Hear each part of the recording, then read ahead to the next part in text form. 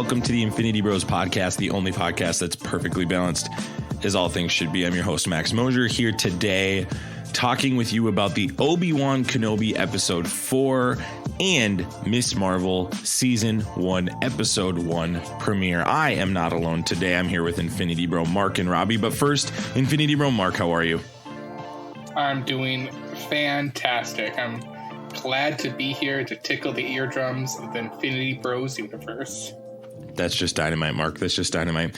Had a great conversation pre-show for those that are Patreon subscribers. This is our second Patreon episode where you can get an exclusive 25 to 30 minutes of Mark and my musings and thoughts. Mark, what did you think of your first Patreon recording? Just the beginning of many. There we go. There we go. We're not alone. He showed up late, but he is here. It's Infinity Bro Robbie. You know what? The idea of a Max-only podcast now sounds either terrifying or brilliant. Why? Can you... You know, I've gotten some feedback from some coworkers, and they were like, that guy kind of talks a lot. And then they skipped forward trying to get past it, and it was still there. Your voice, that is. Right. Yeah. That doesn't surprise anybody who's been here a while. Right, and I don't suspect that they'll listen to any more episodes. It seemed that it was. What are they afraid of? They rated us a 6 out of 6. Do they also call you Bobbert? No, that I'm not the Bobbert. That's the other Robert. Mark, are you jealous of anybody else that inserts themselves into our dialogues? What do you mean? Like, anytime we bring up somebody else from another party, say coworkers or friends and from college or high school or other like settings that you weren't involved in. I just want to protect the Infinity Bros. Yeah. And I feel obligated to karate chop the haters. You're for the brand, yeah. So my coworkers only listen to find things that I said and then say them to me all week. So the phrase I'm Mountain doing it hard. That's brilliant. Was said to me a few times this week. So that is brilliant. Shout out to them. Yeah, seriously, good for them. They sound like great people. I will try to talk less today, just for them. Please talk more. Now that I know that they said that. Or talk. You didn't come here to hear about Robbie's coworkers. You came here to hear about Obi Wan Kenobi and the Miss Marvel season 1 episode 1 premiere. We're going to talk about both of these shows today, breaking them down top to bottom. It will be a spoiler review, so we just want to give you a formal heads up right now. We will spoil both of these episodes in complete, total disarray, so don't go past this point if you don't want to be spoiled. This is... Prepare yourself. An Infinity Bros. Prepare yourself. Spoiler. Warning. And additionally, we are going to break down these episodes. We might break down characters, story arcs, the way things are written. We might even break down previous things that had to do with them, the prequels or with Miss Marvel, other Marvel shows. So we want to make sure that you're familiar with our rating system and how we rate things. We're going to put that bumper right here. Here on the Infinity Bros podcast, everything is ranked from a 0 to 6 point scale. 0 meaning horrible and 6 meaning absolutely excellent. If all of the Infinity Bros rank something a 6, it gets an Infinity Step. Obi Wan Kenobi, it's the Jedi Master Obi Wan Kenobi returns as he watches over Luke Skywalker and evades the Empire's elite Jedi hunters during his exile on the planet Tatooine. Stars Ewan McGregor, Moses Ingram, Vivian, Lyra, Blair. Mark, how excited are you to have Star Wars? Because your bit is, I'll take Star Wars no matter what. Like, I love Star Wars. It could be the worst possible Star Wars of all time. Give it to me, Daddy. Inject it into my veins. I wanted to say this. I know I'm all about the bit, but I'm going to step away from the bit, and I'm actually dead serious about Star Wars when it comes to that. Really? I'll take anything Star Wars, so... I know you are. That's why I don't think I was calling it a bit. I think I was more so. You literally just said for the bit. You did say for the bit. If I said for the bit, then I apologize. But I understand that because I do a lot of things for the bit. You do. And I double down and it becomes part of my lifestyle. That's how bad it gets. You marry for the bit. You get a job for the bit. I'm waiting for the bit. Get laid off for the bit. You make big decisions for your family for the bit. You do the bit to your detriment sometimes. Is it a detriment? There's probably some things that are a detriment. I don't know. How much do you hate me for putting Morbius over a Goofy movie? Oh, yeah, that's for sure. That's high. And I'll stand by that. Yeah, I'm sure you will. I'll give you credit, though, Mark. What I like about you versus Soups is a popular TikTok guy on TikTok right now. I just thought that was redundant. That was so redundant. He's a TikTok guy. Big TikTok guy on TikTok. He's a big TikTok guy who makes TikToks. He backpedaled on a take this week around Obi Wan Kenobi. He made an initial video that said it was really bad. Then he made another video that said it was really good. And I'll give you credit, Mark. Even though you do have some bad bits, at least you stick to them. So I just want to give you credit. Yeah, it is very rarely that I will flip-flop my thoughts. It does happen. I think there is room for sometimes you give it a second or third watch of something. It can change your opinion on stuff. And also given context of when you see it, what's going around in your world can really impact on how you're going to feel about that show. So it's valid. Yeah. That's why I have a big connection, back to Star Wars, a big connection to The Last Jedi because of stuff that was going on in my life at that time that really impacted me, made me enjoy that movie. And a lot of people didn't. So Robbie, how, like, on a scale of 1 to 6, how pumped have you been about Obi-Wan? I was pumped about the idea of Obi-Wan. I don't. If I start this the wrong way, I'm going to get ripped, and I don't want to do that. Oh, we know the take that you have about the original go, series. Robbie. So it's time to say it. Now's the time to say it. If you It's not about the original series. You guys have made this into a thing. Can you share with the audience? I want you to elaborate on your take that you shared with us. We had wiffle ball this last weekend together. Okay, we had wiffle ball, and we're talking about things that hold up and things that don't hold up in terms of, I think we were talking just in general for movies, and then we got to Star Wars, and someone said that all of Star Wars holds up. And I believe that was me. If I didn't say it, I endorse that statement. Yeah, I think, and I would agree, about 99% of all of Star Wars holds up. I think the fight, Obi-Wan versus Darth Vader, doesn't hold up. I think if they were to redo that fight, it would be way more intense. There would be a lot more force powers used. I think it would be a much better fight. What they decided to do story-wise and how he just kind of gives himself up, that holds up. The fight is terrible, and I will stand by that. The fight does not hold up compared to the standards that we now have with lightsaber battles. In the annals of history, Robbie. The annals? We will remember. That's fine. Life before this take and life after this take. What's Mark's take on that take? I don't know. I'm interested, but that's just what I'm saying. And now Isaac can clip that for TikTok. Fine, that's fine. Go ahead, Mark. Well, I get it. You think of the first Star Wars made in its time. I mean, really what they got is at that time was probably pretty amazing. And now just like everything, as time goes on, you can choreograph fights better. So there's probably more money involved when it comes to Return of the Jedi, Phantom Menace, Revenge of the Sith, and even like the prequel trilogies or sequel trilogies, So, I mean, it just gets better and better if you look at it like that. So, and that's where I would say the fight does not hold up. Nah, it's a bad take. It's a great fight. We'll leave it at that. If you had to rank all the lightsaber fights, that would be on the bottom. I'm just going to say that. Thank you. So then, Robbie, in the context of say episode 1, spoilers for episode 1 of Obi-Wan, with Leia Organa's run in the forest, what did you think of that? She's evading the two men, and it looks terrible the entire time. Yeah, and they're doing the whole the slow run. It was awful. It's terrible. It's so dumb. On that.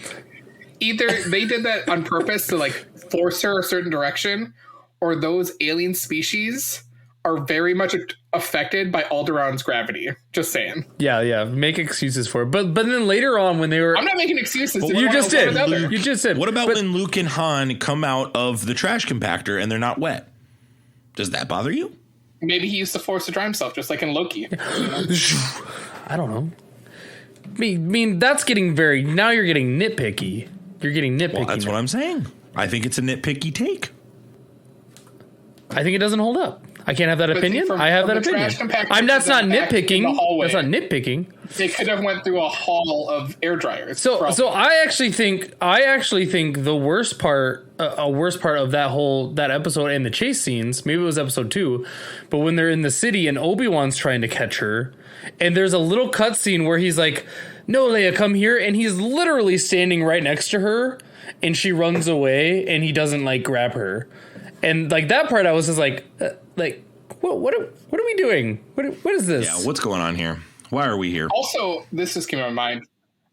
Is there any possibility that this theory could be correct or true, Tenny's standpoint, that she's subconsciously using her force powers to slow people down or not react fast enough? I think because we were supposed to understand that Obi-Wan at this point is still like trying to relearn to have a better grasp on the force powers he used to have, because he's been muting them so he doesn't project himself to the Inquisitors. That sounds like a good segue into talking about this episode.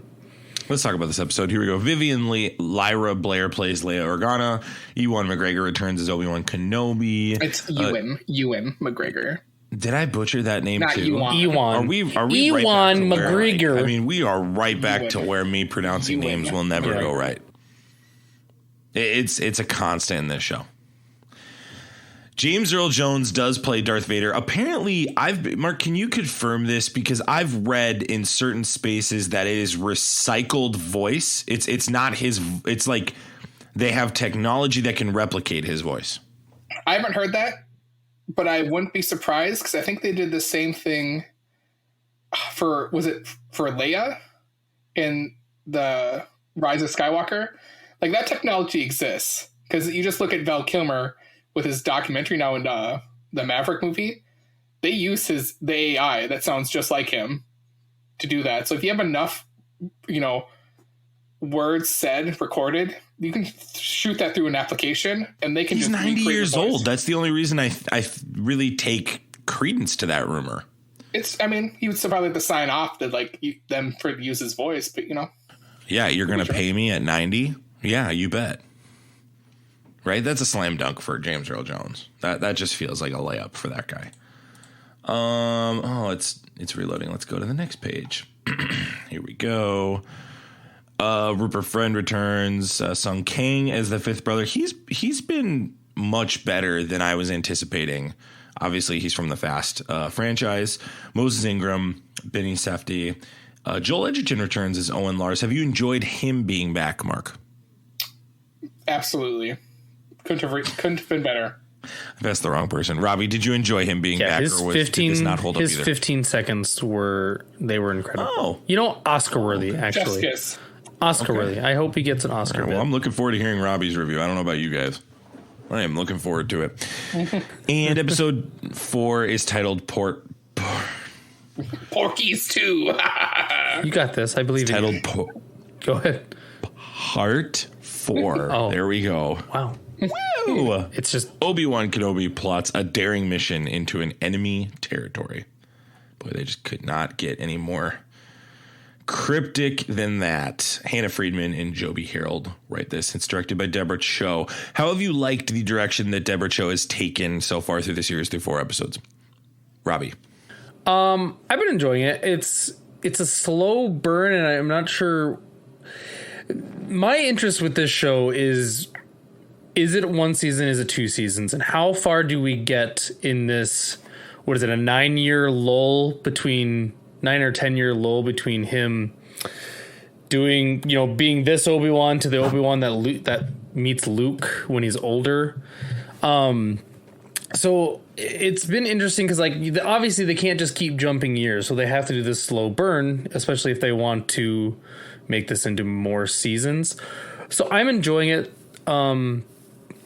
Obviously the running stuff is ridiculous, and I don't know why they can't figure out how to make that work. But beyond that, I've been enjoying the pace, just because I think I have a good understanding of. They don't really know exactly what they got here, so they're. It seems like to me that they are feeling it out, if that makes sense. Yeah, I think Deborah Cho has done a tremendous job behind the camera. I don't know how much direction she has been given in the context of the story. So from just a camera work perspective, I mean, I would 6 out of 6 this whole series from the perspective of the lens. I think she's done a great job. I in particular, episode 1 really struck me. Visually, I really enjoyed what I was seeing. I think episode 4 visually is beautiful too. I know a lot of people have some story issues, and we'll talk about those in a bit. But I really have enjoyed Deborah Cho's work. Mark, what about you? What are your thoughts on it? I think it looks great. The whole series as a whole. This has been fantastic shots. It's like it really brings you into the universe of Star Wars, which I like. Yeah, I would echo all that as well. I'm super pumped to see where this story ends or how they cliffhanger it, because, I mean, like what we've talked about, it's like, yeah, what do we do? The slow burn over a few years, get like 2 or 3 seasons in, and then we just jump to, episode 4. Like, just interesting to see what they'll do. So let's talk about our ratings of this episode. What is your rating of episode 4? Mark, go ahead. Episode 4 had me, I'd probably say a 5.7 out of 6. I was really digging it more than the previous episode. So what makes this one stick out for you compared to the others? I think it's seeing like how the Empire's operating and how like fearful, people who are in the like guard of the Empire are afraid of everyone, or like anyone that might have a higher rank than them. Like just the fear that is just brought in. I don't know. There's just something about that, when they're at the, trying to get through, and she says like, I'm your commanding officer, and how like Lord Vader, just like any like whisper of him, people are like, oh, like, tighten their butts. They just know, like, they've probably heard rumors like this dude just kills generals for fun, or like, hey, I was on this planet and he killed kids. Yeah, that was bananas. An episode, was that 2 or 3 that he did that? 3? That would have been 3. He would have done that in 3. Yeah, I mean that was bananas. I'll go next, Robbie. I think Mark, I'm gonna be a little lower, but as a series as a whole, I'm having a lot of fun. I think as a series so far for me, and I'm not a Star Wars guy, so I personally try to remove myself from these ratings, but I'm going to give the series as a whole 4.8. I think it's left some things to be desired, and I think it's fair criticisms, but I'm really having a great time. I'm not, I've heard a lot of ticky-tack things, and there are some things that don't add up in the context of the story, but I'll give the episode itself a 4.5. I'll give the series so far a 4.8. I think this show is hitting the beats that I want. And again, there's 2 shows that make me stop what I'm doing to watch for Star Wars, and that's The Mandalorian and Obi Wan Kenobi. So it did its job getting me to watch it, because I still haven't watched a minute of Book of Boba Fett.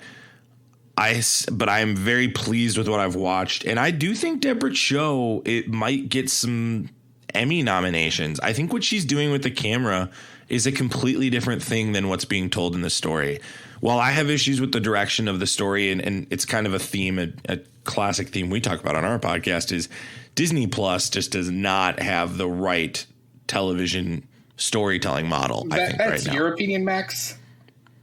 We've talked about that. I mean, Robbie sounds like he's agreeing, but that's just a common thing we've talked about on this podcast. I think this show is in that bubble as well. I'm concerned about the end. But see, like, I don't think you can. I just feel like you can't say like this is my opinion. I guess we're just gonna dish out opinions. Sure, this is us disagreeing, right? Yeah, yes. I feel like until the whole series is done, that's like a very harsh criticism to give a show that's not even finished. You didn't let me finish, I guess. Well, I just knew you were gonna go. No, you should let me. That's fair. I'm just saying, the point I made is, while I am nervous about that, I still have enjoyed what I've seen. I mean, I've said it. This show's great. I'm having a fun time. It's checking the boxes for me. It's not bad. It's just not gangbusters, which is what a lot of people have said this show has to be. That, to me, is not my expectation. I've had a good time, but I will double down. I think Deborah Cho is getting some shot. This is the best shot Star Wars show to date, in my opinion. One question for you. Over The Mandalorian. I'm going to say that, too. Stranger Things cut. All those 7 episodes, do you think those all ended great? Yes. Yeah. Yes, I do. Actually, on the contrary, I do. Oh, that's all. I do. I would rebuke that. When you guys said that They- Brothers they- come Disney Plus and do a show, I 100% back you. So there we are. Oh, I know you do, but I guess for me, it's and Star Wars is different because of the direction they're going, Mark. So the ending, I mean, I would assume the crescendo of this episode, Robbie, we're going to get to you in a moment. Sorry, It's fine. I'm here. This is just the topic, right? I would assume the crescendo of this leads to the big second fight that these two powerhouses in the Star Wars universe have. If that's where this ends, Mark, guess what? Thumbs up from me. That's all it's got to get to. I don't care after that because the history's been written. So that's what this show has going for it. Do you save that fight for the second season? Like if they're like, No, we're just going to do you do it now. Don't think they can. It's the reason we're here. That's my thought. I was thinking like you do the fight now, and then you do the second season where he's like off with like more characters that we know of that are still alive in this. The only negative I have so far, and again, you're nailing it in feedback, is Hayden Christensen's been all over the place. What has he done? He's in the suit. He's in the suit. He's in the suit. Yeah, he's in the suit. He's the man in the suit. He's done nothing. I want- He's literally what do you acting- want? He's like I don't want Bane him. over here, no. or he's You like can't see his face all the time. Like he's Darth Vader. That's the point. Exactly. There's no point in bringing him back to be in the suit, is what I'm Oh, saying. that's right. So Max, you should go watch Halo because that dude takes his helmet off all the effing Yeah, time. if you want to see, And if you want to you'll see the be- main you'll guy's be- face, there you go. That's awesome. love it. So there you That's go. a great. Can we And not? having rebuttal. said that for the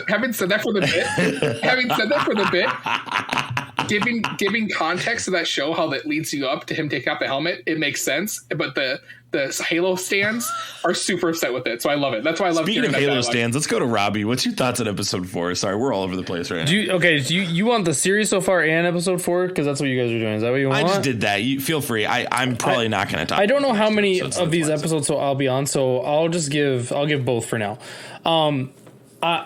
I have to compare this to The Mandalorian because right now I think I could safely say that on Disney Plus, The Mandalorian is the creme de la creme, right? Like that's the 6 out of 6. Nothing else is quite there there's nothing yet. touching that. Robbie, I would argue that's the creme de la creme on all of Disney Plus, not just Robbie, Star Wars. to ask you a question, do you think Mandalorian has that sense because we as a fandom didn't have any expectations of what was going to happen? Versus like Obi-Wan, they're like, he better look effing old. There better be some reason why he's old. Here's all these characters that exist. They're not doing what the book said or what my mind said. It's like WandaVision. The Mandalorian has the benefit of not having to do fan service. Book of Boba Fett is fan service that frankly was trash besides 2 episodes, and those episodes were when he just wasn't in it. And unfortunately, it seems like they're kind of going the same way with Obi-Wan. But I'm not saying it's bad. But compared, it's not bad. It's not bad. If I'm comparing it to Mandalorian, I'm going to say the season so far is a 4.5 because The Mandalorian is a 6. Like Mark, this was probably my favorite episode, but for different reasons. I loved how they dove into Obi-Wan is struggling with the idea of using his powers and growing that back again. It's been a great arc. Well, yeah. and they finally like touched on it more in this episode, which I was 100% a fan of. There was a lot of like the IGNs and all that gave this episode really low ratings. I think maybe with the lowest rating so far of the season. I thought this was the best episode because it did the best job storytelling for the guy that the show was named after, Obi-Wan. So then, question for you guys: do you think that people are giving? And again, I'm not a big Star Wars guy. Is this because people are setting expectations of what it should be, or are they being so ticky-tack that it has to be perfect? What if I told you both are reasons? Well, I'm just like trying to wrap my head. It's like, yeah, there's some quirky, goofy things in the show, but that's always. I think it depends on who you are. I think it depends on who you are coming to the show, because I would say I was on the hype train of this show. I would say like coming into the show, I expected my mind to be blown. Like we were going to get this amazing Obi-Wan and Darth Vader like story. And I've had to like simmer my expectations with this.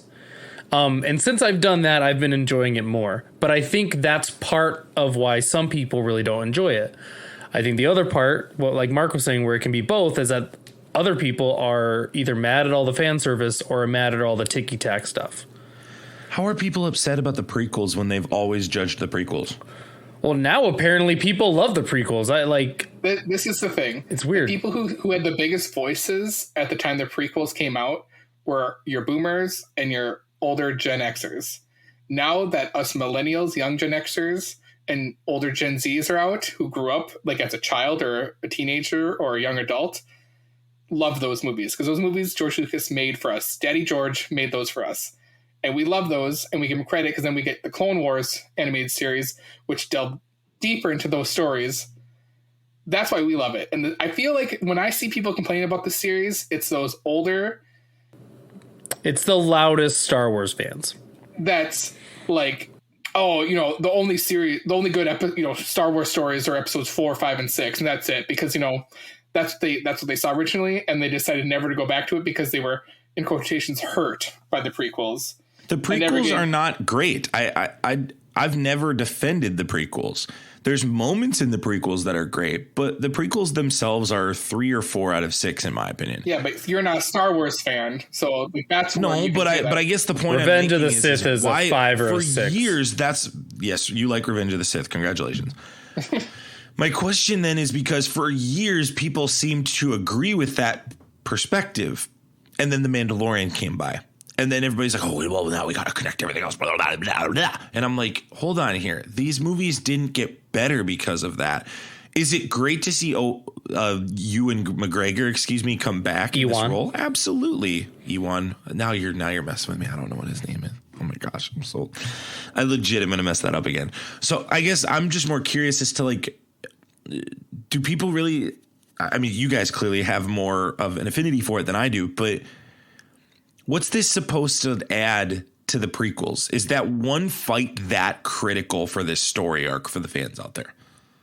That fight with Vader and Obi Wan. If this fight does not end in the way it should, are people just going to lose their marbles over this? Yes, absolutely. It doesn't matter if it's good or bad, or not done the right way or the right way. Someone's going to complain because it's Star Wars. Star Wars. Well, but I'm saying what's the expectation of perfect for that? I don't understand. I'm ready for them to have an epic, amazing fight, and then they're going to tell me 10 years later in the prequel they do this ding, ding, ding for a minute and a half, and you're going to tell me that 10 years later now they're 2 old men and all they can do is kind of move their lightsabers around. That's what I'm waiting for, because then I'm going to be like, see, doesn't hold up because it's not going to make sense. Clipped and Robbie's going to get taken out behind the woodshed.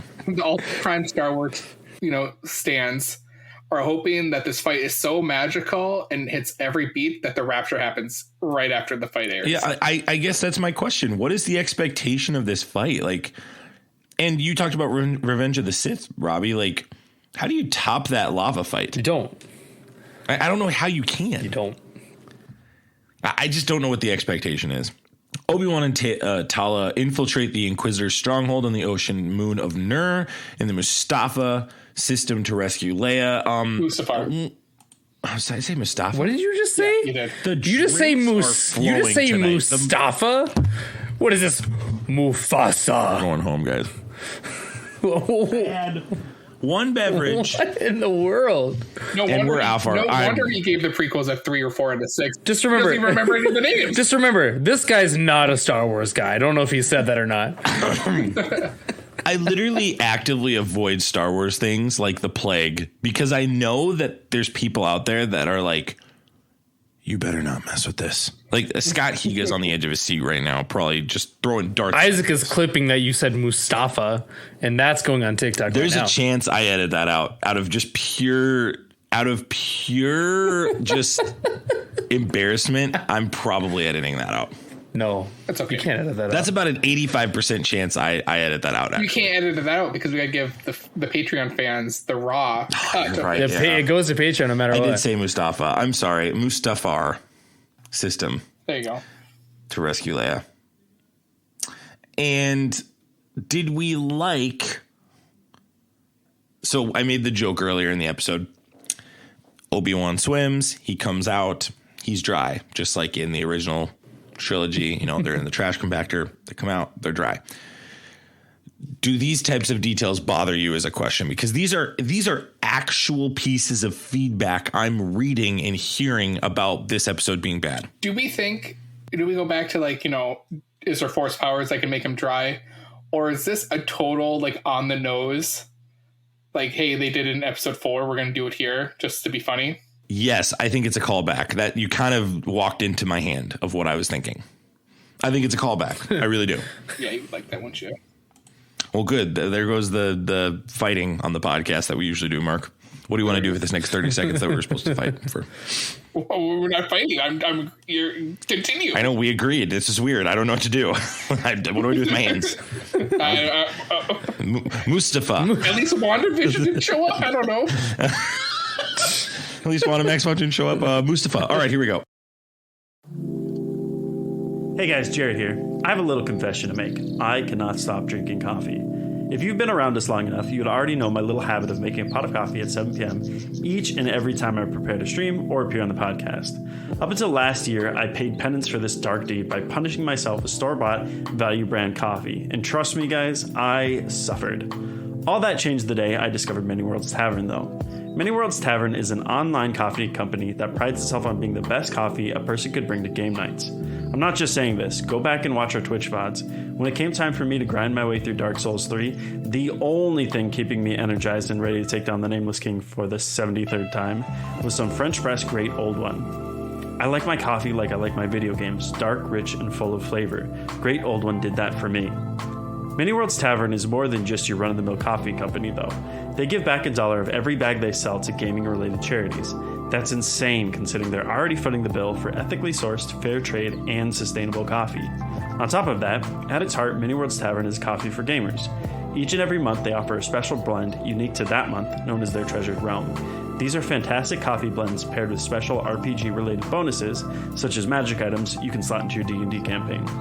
If this sounds like your cup of tea, or well, I suppose coffee, you can find this and so much more at manyworldstavern.com/theinfinitybros, or use code THEINFINITYBROS, all one word, at checkout.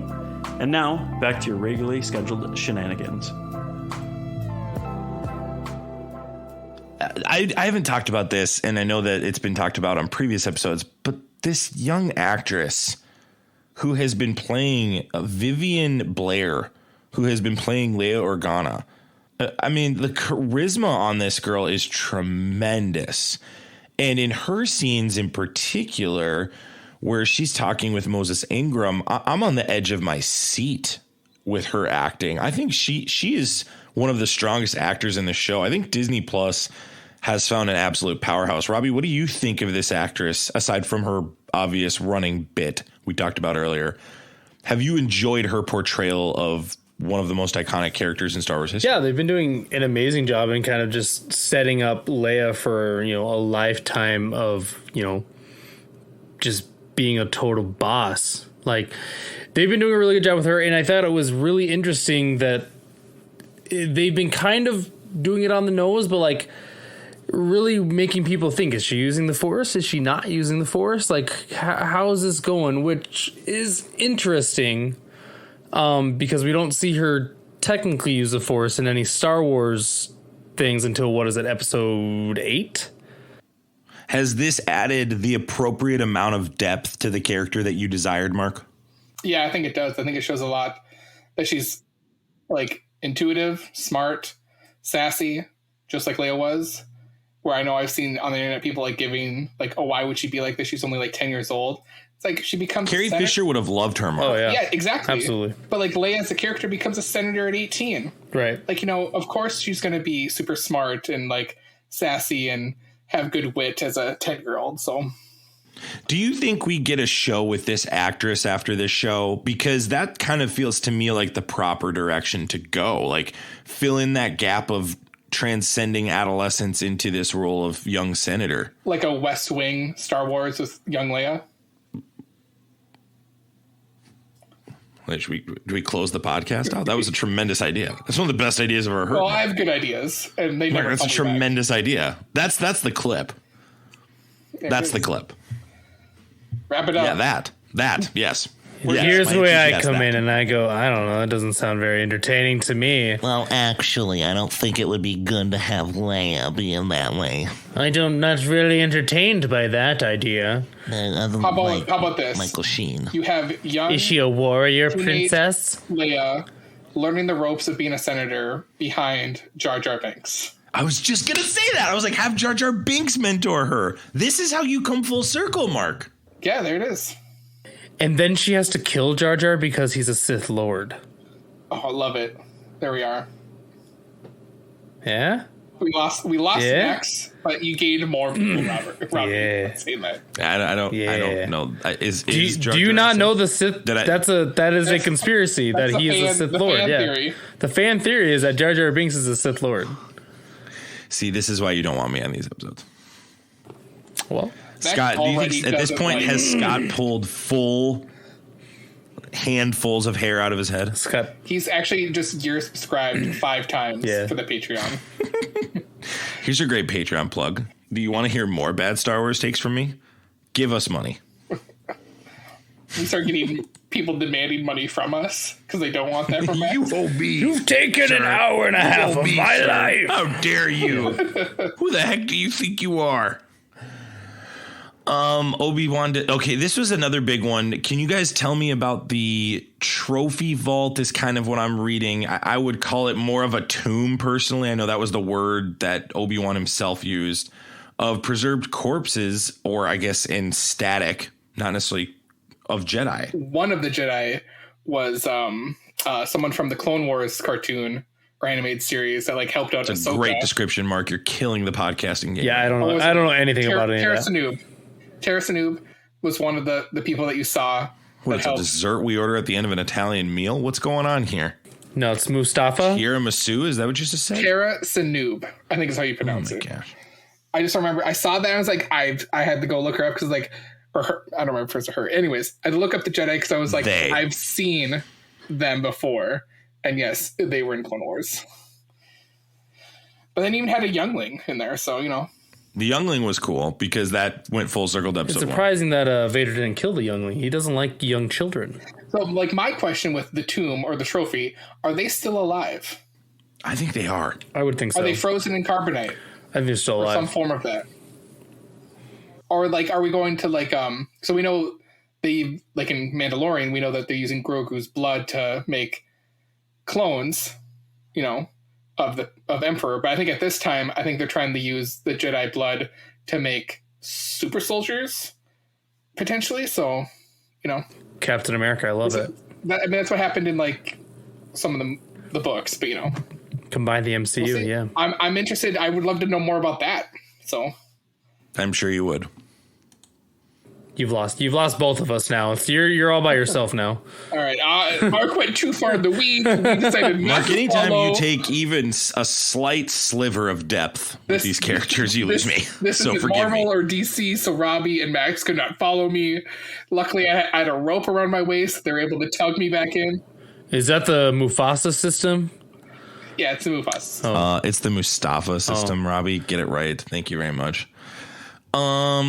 Tala's cover is blown, their presence revealed, and they make what is one of the most questionable moments in the series occur. It was cool with Obi-Wan holding the water back. I thought that was really fun. And Robbie, you alluded to this. How Last Jedi, or not Last Jedi, my bad.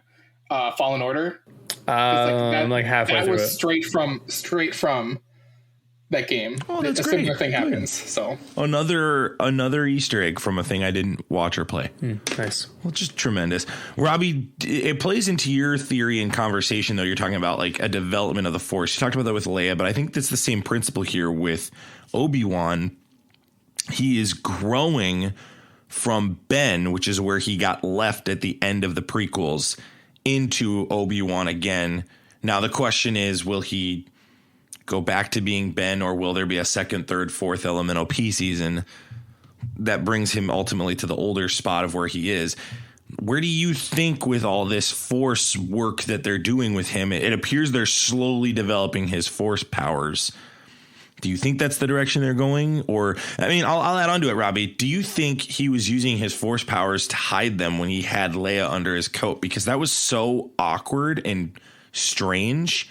And it looked like the Austin Powers scene where he's on Mini-Me. Like, it was just so weird that I didn't know. I was like, they're really doing this? Like, do you think he was using the Force in that moment? I don't know about using the Force in that moment, but I think I was a little caught off guard by him then being able to, like, earlier in the episode, he could barely move, like, what's he look like, a talking device. He could barely move that across the room.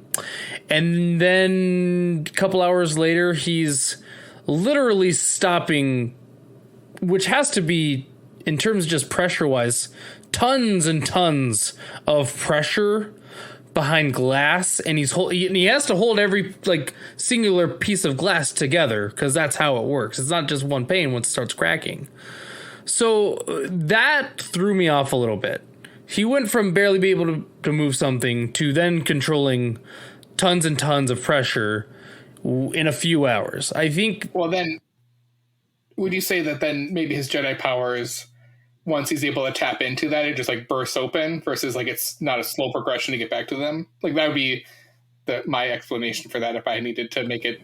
But it seemed like they were trying, and it maybe moving forward, maybe this next episode he'll be full blown. He has all the powers, but and I think that I don't think we can answer that yet. I think if they go into this next episode and he's like training and he like barely moves like a rock or something, I'm gonna be like, that's dumb.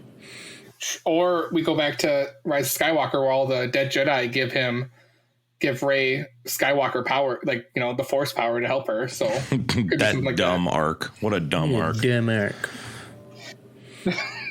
I'm so stupid. I'm sorry. That was really dumb. There's just no other way around it. I'm just going to say that and move on from there. Force goes Qui-Gon showing up. That's what we all want. That's what's happening next episode. You just stole it. Qui-Gon showing up next episode. It's maybe Qui-Gon was holding all the water back.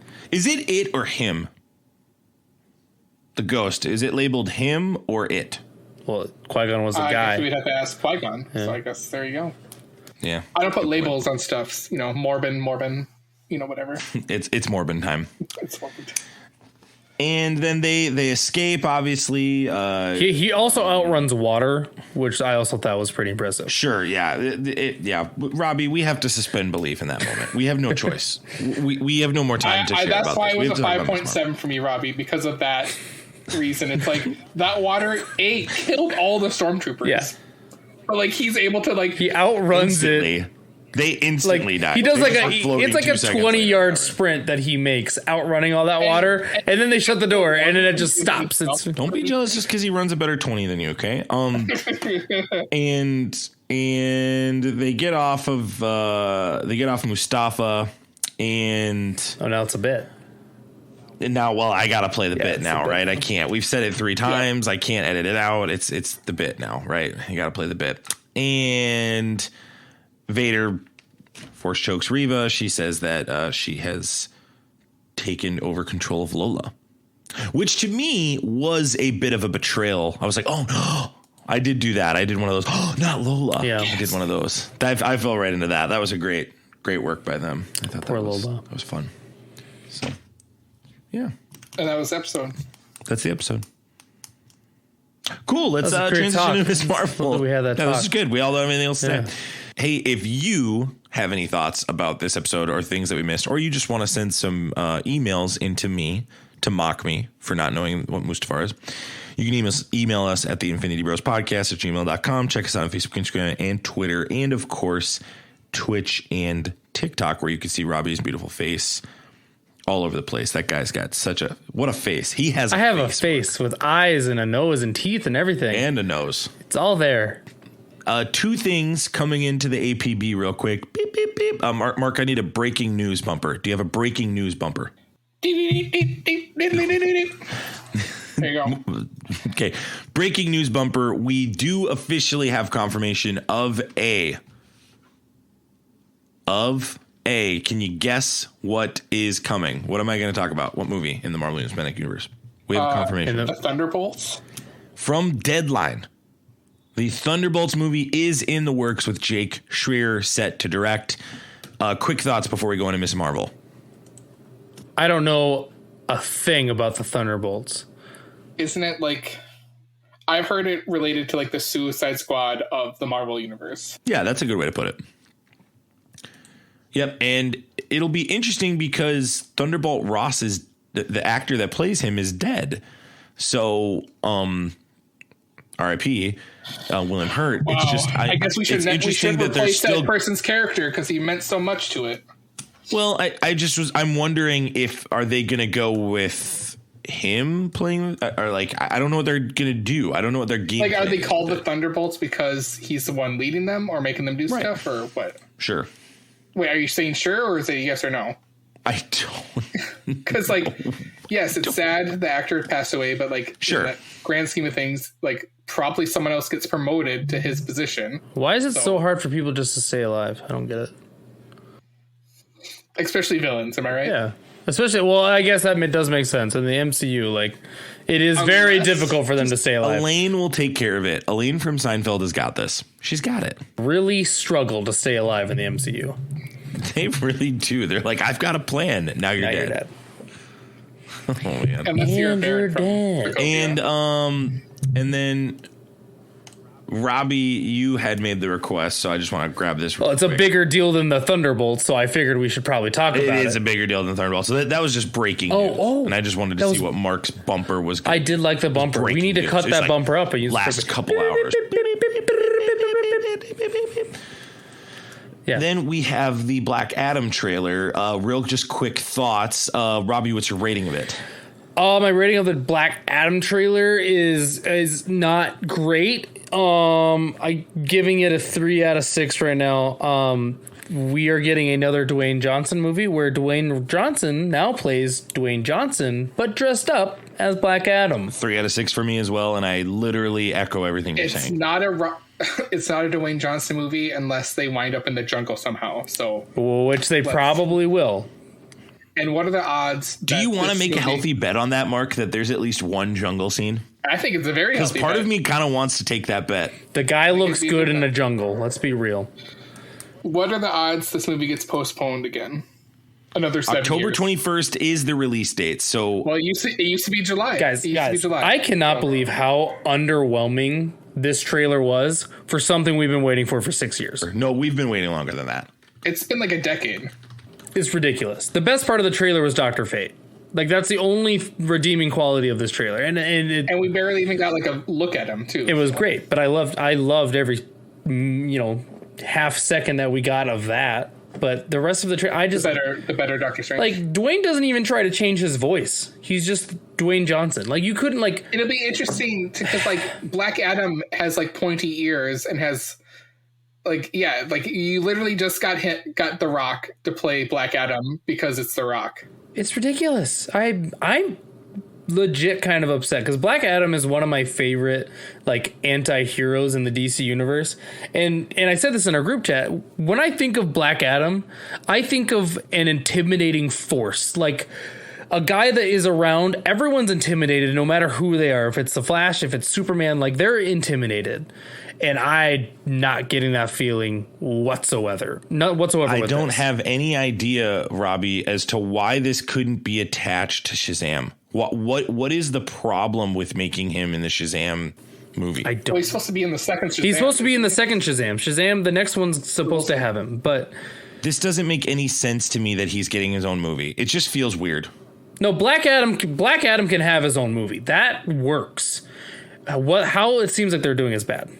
We come in with these low expectations, and the movie's going to be great. So I'm just happy. The movie's going to be a 4. The fact that the movie even exists is a miracle. Let's be very clear. This is a movie I always said it's like Gambit. I never thought this movie would get made. So the fact that it's being made, congratulations. Or has been made technically. So. Technically, yeah. Sure, that's what I'm saying. Supposedly, it's going to be. Well, they were still doing reshoots. The Rock has been posting that they are doing reshoots lately.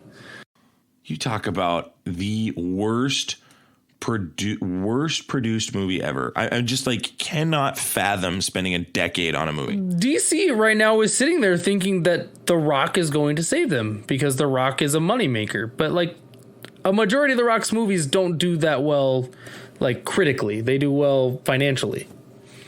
I'll go see it and I'll have an open mind. I will too, but I'm right now. My mind is closed. If I'm getting upset with it, how does that work? I don't know. I'm not as thrilled for this. Let's transition to another property that I have been very negative about, which is Miss Marvel. The New Jersey-raised Kamala Khan learns she has polymorphous powers. It's created by Bisha K. Ali, stars Aman Vellani, Matt Linz, and Zenobia Shroff. It also stars... Who can I say from this episode? Your mom. Talk about. Your mom goes to college. Yasmin Fletcher, Laurel Marsden, Anjali Bhimani, Risha, Farhan Akhtar, Nimra Buka, and Mohan Kapoor star in this as well. And it was directed. Who's the director? Mark, do you know who the director is at the top of your head? Nope. How do you not know that, Mark? A human being. Someone directed this. This movie was directed. It's a show. It's a show, and it was directed by somebody. We're going to use the fine tool. Here we go. Someone better than whoever directed Boba Fett. First 2 episodes were directed by Adil El Arbi. There we go. So this just came out yesterday. June 8th is Thursday, June 9th when we first recorded this episode, and the first episode is entitled Generation Y, WHY. What a clever pun on the previous generation there, Robbie. Super clever, eh? That was really clever. So instead of saying Gen Y, like the letter, they're asking the question why. Yeah. It's really creative. I get it. Yeah. I get it. It's neat. It's really neat. It has a 95% rating on Rotten Tomatoes. Robbie, we've talked about this on the side, but do you think this is one of those cases where the reviewers are just like either bright, shiny object Marvel or they're being paid? Are you in that camp? I'm actually not, because I heard the opposite, that it was getting attempted to be review bombed on IMDb. So the fact that it's sitting at a 95 on, you said Rotten Tomatoes, right?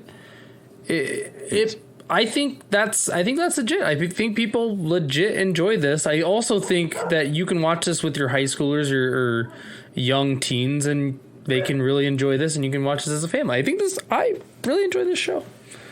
We're going to talk about that in a minute. One interesting thing I had a Bible study with my ministry that I do, Young Life, with my high school kids tonight.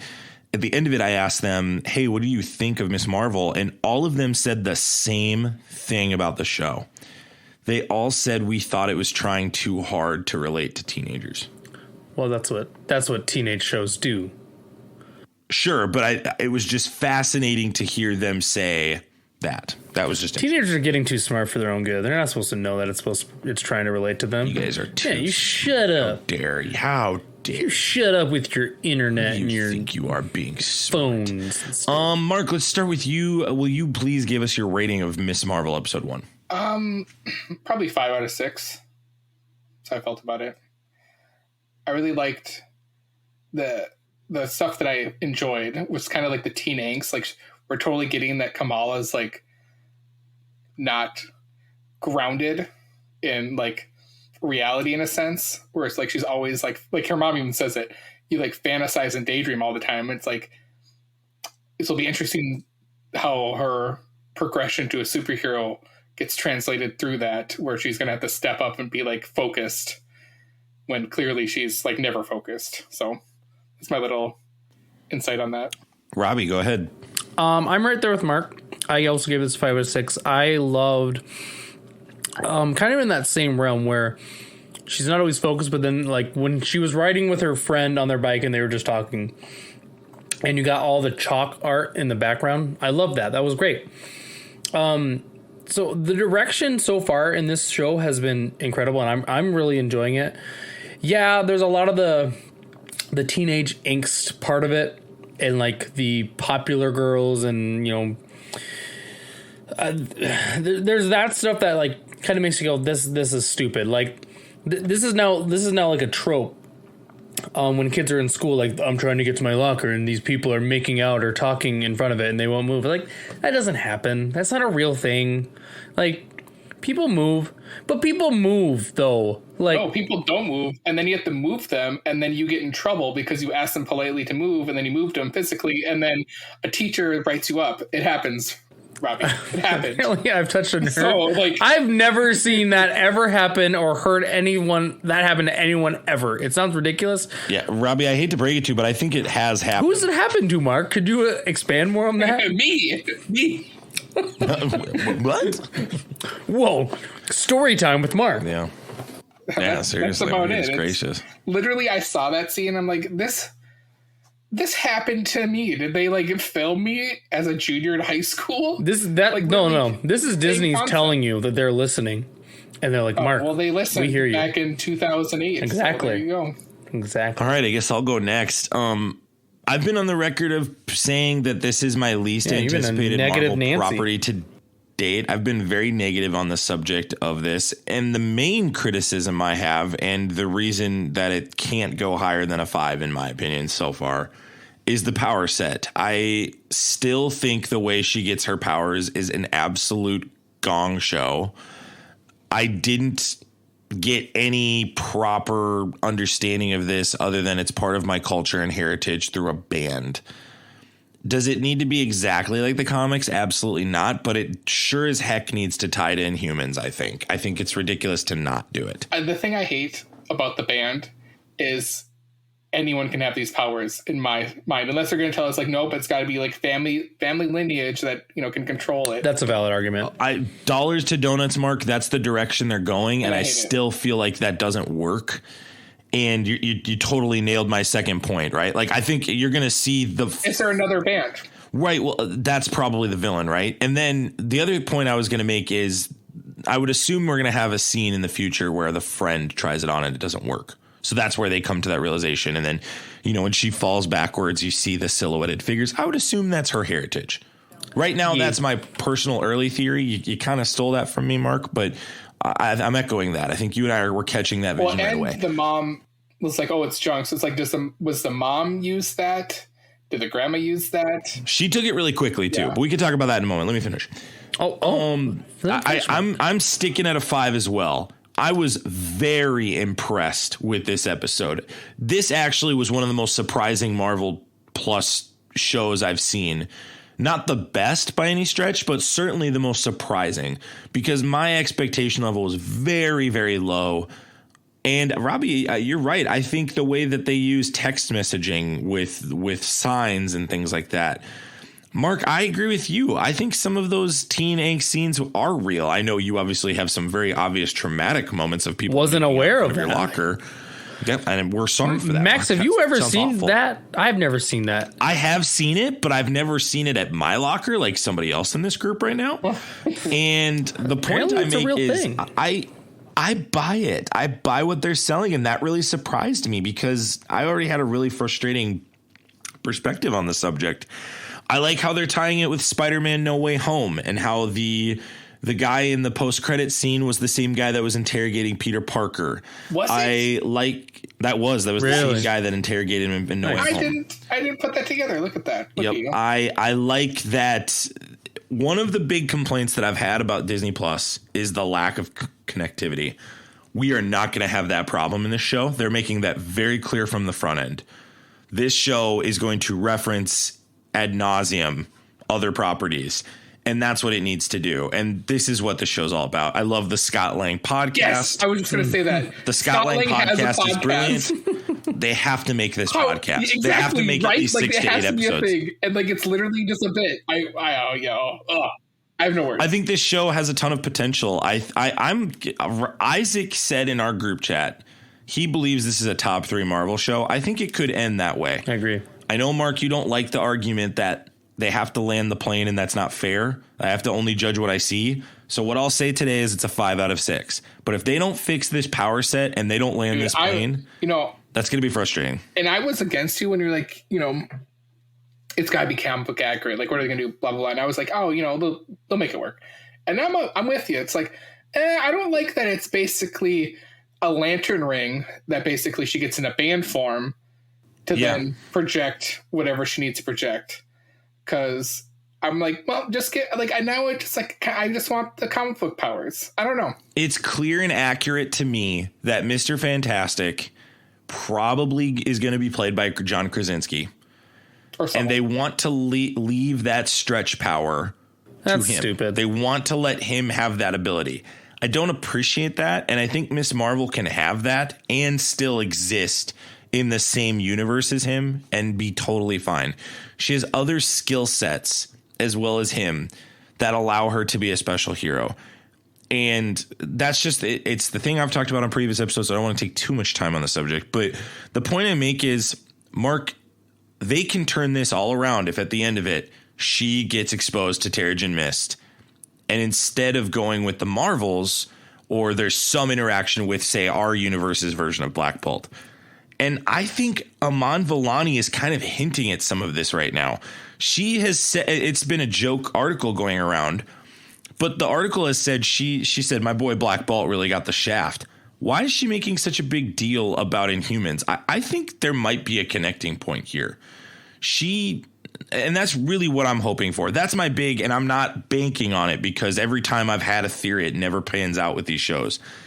But I think if they can connect it to Inhumans by the end of it, that would be an awesome, awesome arc and really set up more things in the future. Has Daddy Feige told us that Inhumans are coming? Daddy? I mean, years ago he did, but then he canceled it. Yeah, we had Inhumans. The next Inhumans thing was I meant a new one. Like we had the Inhuman show, which was okay. But like, are we getting new versions of that? Because like, in a sense, those Inhumans exist in this MCU, right? Technically, just like the Daredevil like saga exists in this MCU, and the Agents of S.H.I.E.L.D. exists in this MCU. I believe the Agents of S.H.I.E.L.D. are not canon. So those ones have just been pushed away. Agent Coulson's never coming back, is what you're telling me. I thought they were.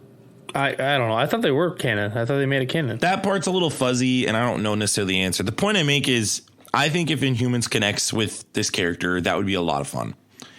And if you want to build the season up around her and her family and tradition and how, hey, I'm quirky, but it also can connect with tradition, I'll go with it, but you're not going to get a 6 out of 6 from me because you are betraying the original character. And you can make tweaks, but I will defend Miss Marvel and Kamala Khan as a comic book character. It's won 6 awards and been nominated for 12 major comic book awards in the last 12 years.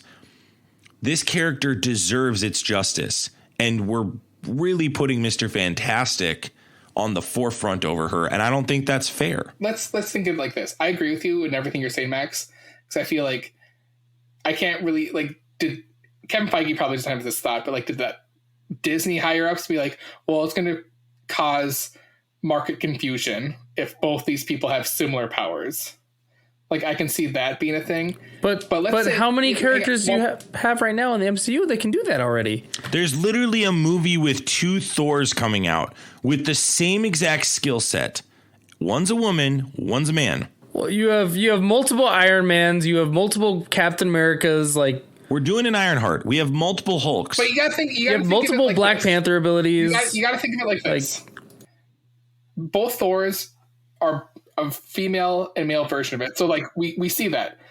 However, you gotta think of it. Let's say you don't listen, read, or see anything comic book related, and you're just like an ordinary movie. So if you're Helen Keller.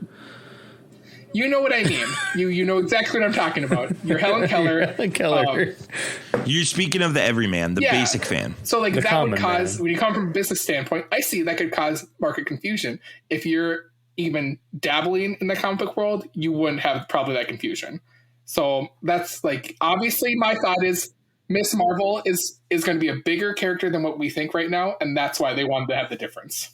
No, here's the thing, Mark. This show is already showing me Miss Marvel is going to be a bigger character because Iman Vellani as an actress, too, is totally what Marvel needs right now. They need an injection of a fangirl, and this is who this person is. And she crushes this role, 6 out of 6. I really, really like. I like that there was no villain. I know a lot of people were kind of dogging that. I like that it was just focusing on her, and it's like the end. The villain is I got enough of seeing her power set, and I'm curious. I'm interested in episode 2 now. The villain has always been high school. And back to her powers. Do we think maybe sometime at the end of the series, like you said with Terrigen Mist, does something like combined the powers that's exuding from the wristband into her, so like she doesn't need the wristband? Because I hope that happens at least. Because to me right now, sure, they can do that, but Mark, I'm not gonna like it. You don't have to like it. Like we can't do the Green Lantern thing and long term get me to buy in on that. I'll accept it, but that's not Miss Marvel. This is just a cheap knockoff of her in an attempt to maintain the Fantastic Four, which Reed Richards is a completely different character in who he is and how he conducts himself. Okay, here's a question for you. Do you think Kamala Khan would have told the Scarlet Witch that Black Bolt's voice can kill her before letting him kill her? You're Scarlet Witch. Can I get a picture with you?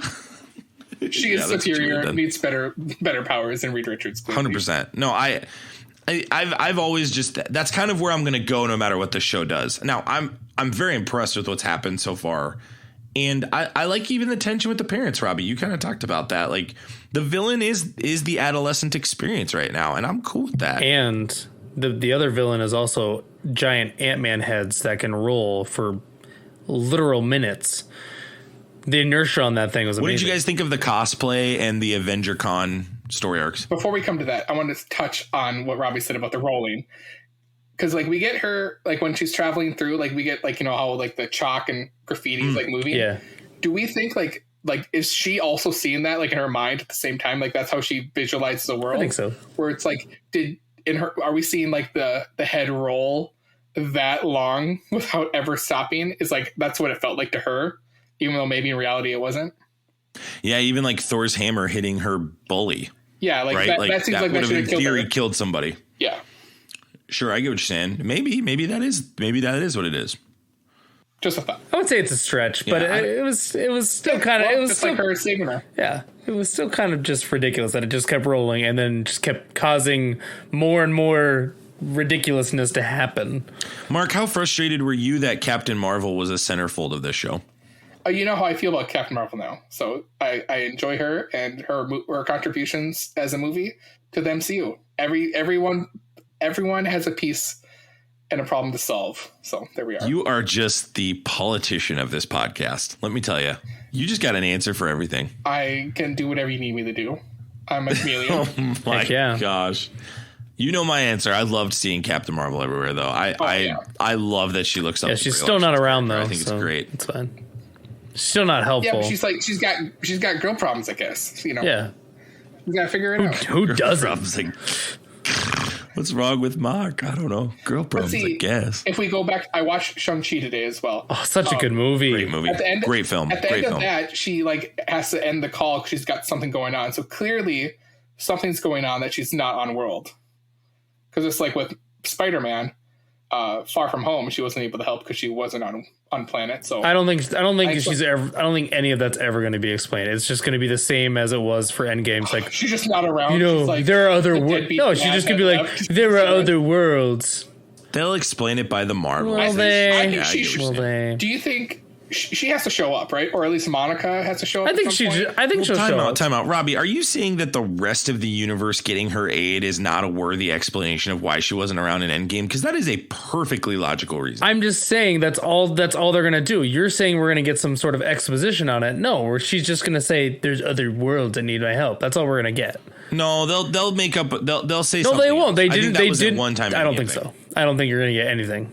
I think Robbie has a point. I think it will be just like I was helping out Xandar. Yeah, she'll like give like the planet, and then we'll move on. It's not like we're gonna get a flashback of her like throwing giant aliens off a planet or something like that. Mark, I forgot to also clarify when I talked about the Agent Cleary and Agent Deaver. Cleary was the one that was in No Way Home.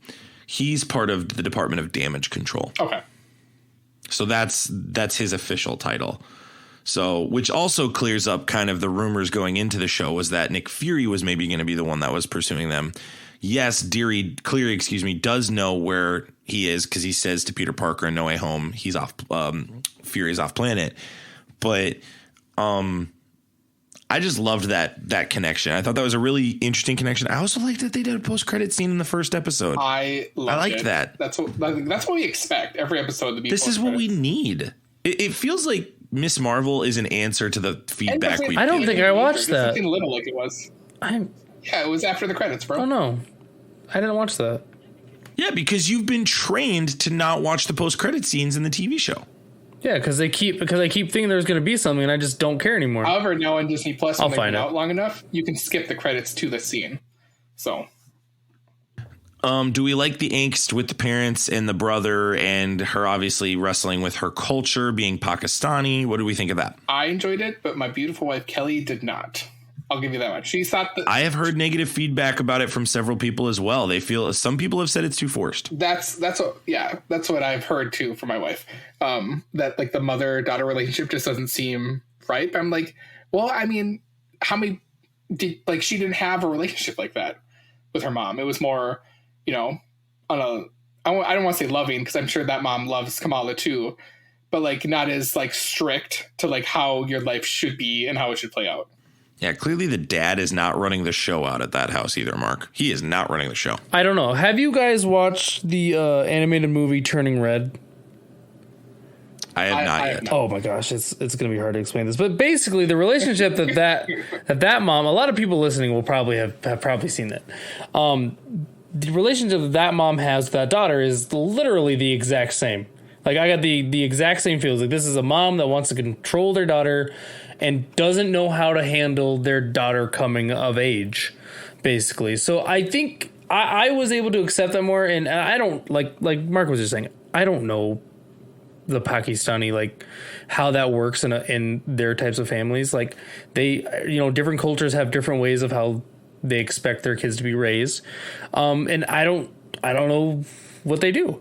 But as far as they and regular families can be like that too. Yeah, so for sure. Yeah. So like this is a mom that is struggling to come to grips with her daughter coming of age in a world that is full of superheroes, and she can't understand it. And it might be because her grandma probably had superpowers or told people that she had superpowers and, was flying off doing stuff. Because it sounds like mom knows that that's a real thing. Do you think Nanny and Kingo ever ran into each other? That would be the connection, wouldn't it, Mark? That would be the connection. You're right.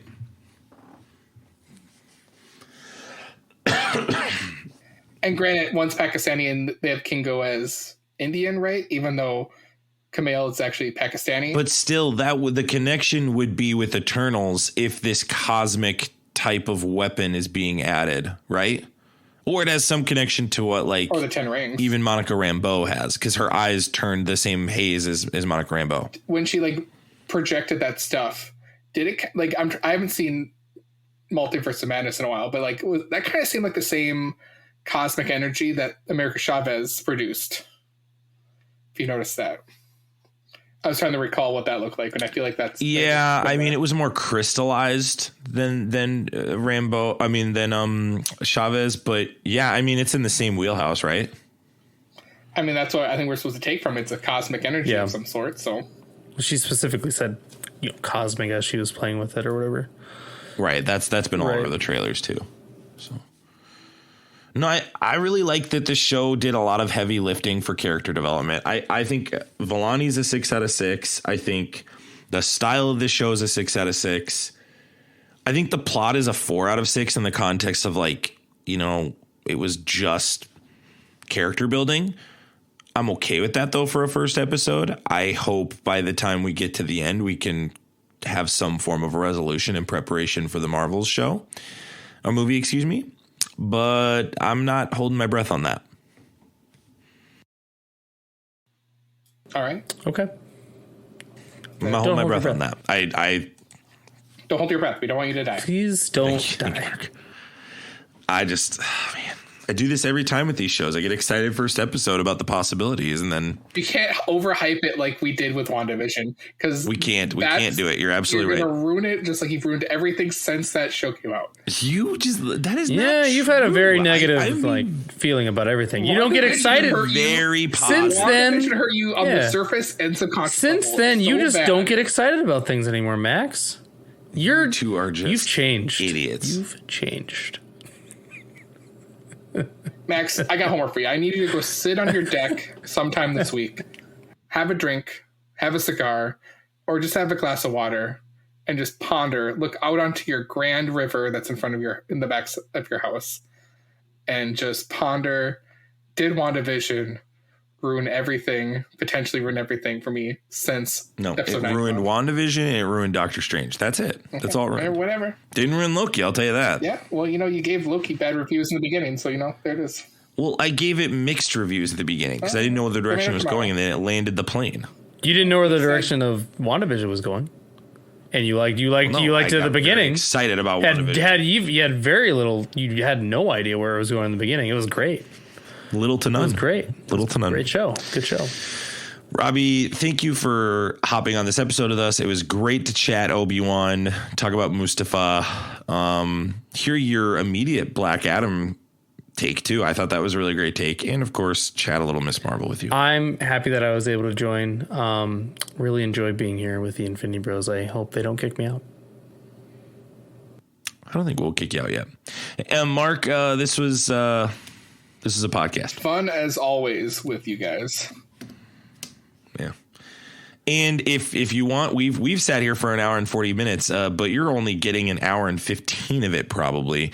You can check out our Patreon. Just click the link in the show notes below, and you can get a bonus 30 minutes prior to this episode of just Mark, Robbie, and I joking around, talking about life, and getting a little bonus content. We also will start pumping out monthly extra episodes coming soon. You'll see those coming your way. But if not, you can just stick with us for free. If you're still listening, hey, do me a favor. Hop onto iTunes. Leave us a review. We want to read it on the show. We promise we'll be positive about it. We'd love to hear your thoughts and keep the conversation going. You can email us at infinitybrospodcast@gmail.com, Facebook, Instagram, Twitter, Twitch, and of course, TikTok, where you can see Robbie's beautiful face. All these links are in the show notes below. And as always, we love you guys 3000. We'll see you later. See ya. Bye. Bye. Thanks for tuning in to the Infinity Bros podcast. You can find the Infinity Bros on Facebook, Instagram, and Twitter at the Infinity Bros. Feel free to send listener feedback via email at infinitybrospodcast@gmail.com.